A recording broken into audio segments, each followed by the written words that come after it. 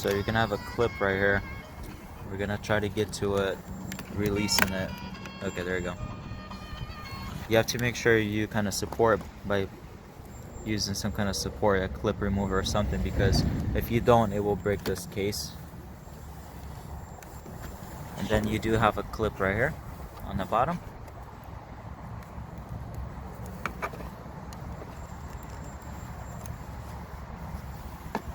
It's like a metal retainer. Okay, ours broke. I'll show you what it was. Plastic is brittle, so it just falls apart pretty much.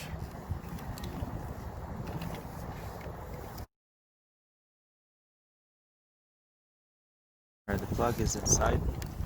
I'm not sure if I can get you a better visual. Okay, there you go.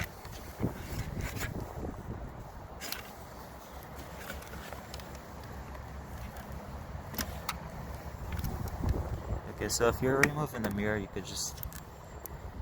might be able to get away without removing the door panel. So if you get it through here, this opening, you can press on the button. And then you have the three torques.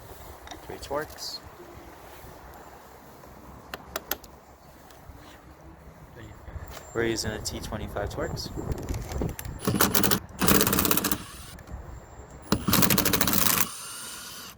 Okay, make sure you're supporting the mirror on the other side.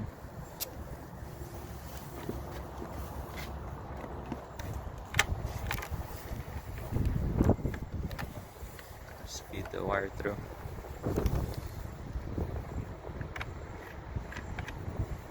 And this is your mirror assembly.